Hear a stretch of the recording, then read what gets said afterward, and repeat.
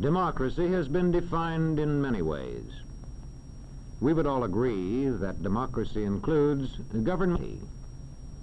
Let's see if we can, each one of us, sharpen of democracy.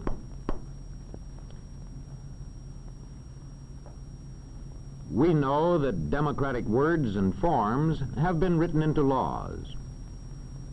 But it is the way people practice democracy that really counts.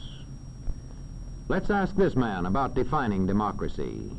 He studies communities and the way people live in them. He goes about his job scientifically, observing, recording, analyzing, and reporting.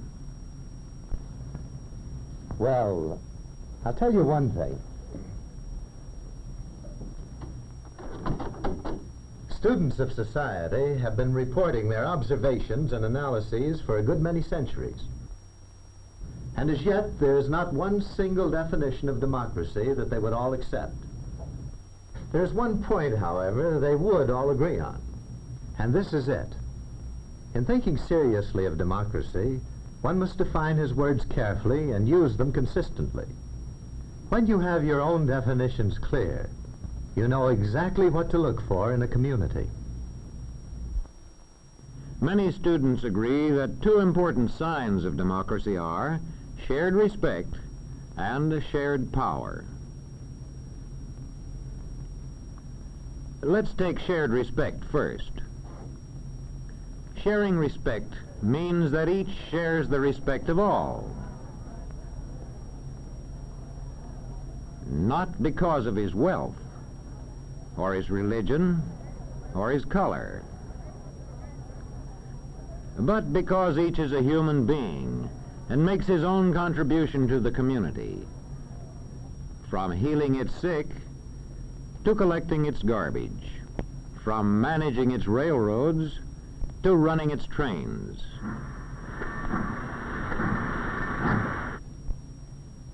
One sign of shared respect in a community is that everybody is given a fair chance to develop useful skills and the chance to put these skills to effective use.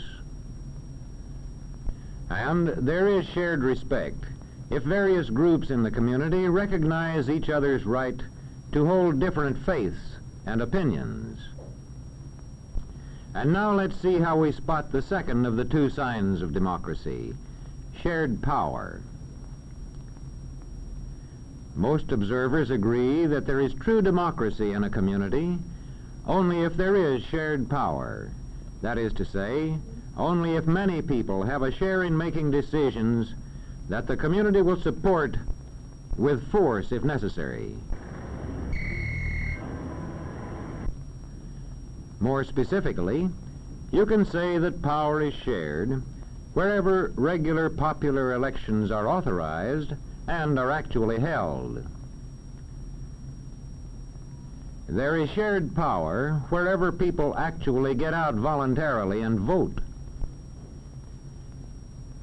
And if they can vote without interference or pressure from anybody.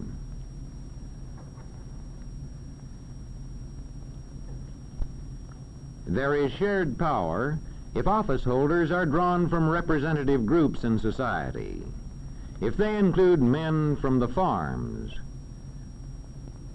men from the law courts, men from the stores, men from the factories, office holders who are drawn from representative groups of the community. In a democratic legislature, shared power shows itself in a strong opposition. Listen. And that is why I'm confident the governor will have the support of the House on this bill. Mr. Speaker, as usual, the honorable gentleman is quite wrong. He and the governor he serves so dutifully can expect no support for their policy from this House. A strong opposition is made possible by an effective political party system. The two most important signs of democracy, then, are shared respect and shared power. They, in turn, depend on many conditions. Let's consider two of these conditions: economic balance and enlightenment. Economic balance means that the community contains a large middle-income group. A relationship between economic balance and democracy has been noted and reported for centuries by students of society.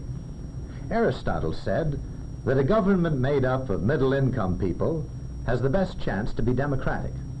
That was 2,000 years ago in Greece. And well over a century ago in America, James Madison warned that extremes of riches and poverty set group against group. In past centuries, economic balance was improved when large feudal estates were gradually reorganized into independent farms as one part of the development of democracy. This creation of better economic balance aided the further growth of democracy. The social observers of our time have also noted that the development of democracy usually goes hand in hand with the growth of large middle-income groups. In today's world of giant technology, one of democracy's serious problems is how to maintain flourishing middle-income groups. Another important condition for democracy is enlightenment. Making information available to citizens and giving them the skill with which to judge it. As public education increases, democracy grows.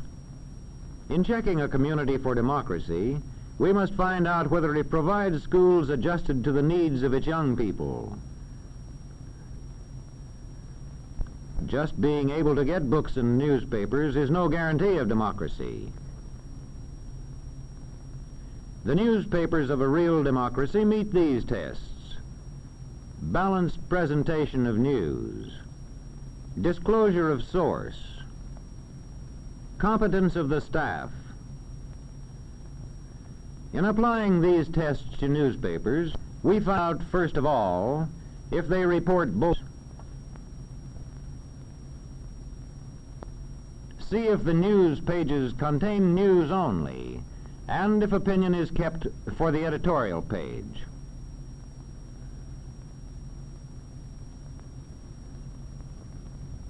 Next, we see if the paper says plainly who publishes and edits it. We know which side they're on. Newspapers in a real democracy meet a third test: competence of staff.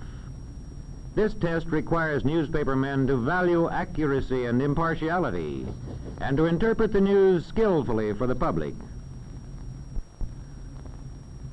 The competence test also requires newspaper men to use the services of experts. I want 500 words on freedom of the press for our anniversary edition. How about it? But, Professor, you know more about the history of freedom of the press than probably any other man in the country. Yes, that's right. I mean the responsibility of a free press and other forms of communication like the radio and the movies to enlighten the people into democracy. When we examine any democratic community, large or small, or just average, we find that we can separate out two distinct signs of democracy: shared respect and shared power. They, in turn, depend on at least two conditions in the community: economic balance and enlightenment. There is no standing still. The more economic balance and enlightenment, the more shared respect and shared power. Democracy is something that's never finished. It wanes with neglect, and it grows with care. If a community works to balance its economy, and if it works to enlighten its citizens, such a community can achieve shared respect, and it can achieve shared power. By working hard at it, the citizens of any community can achieve democracy.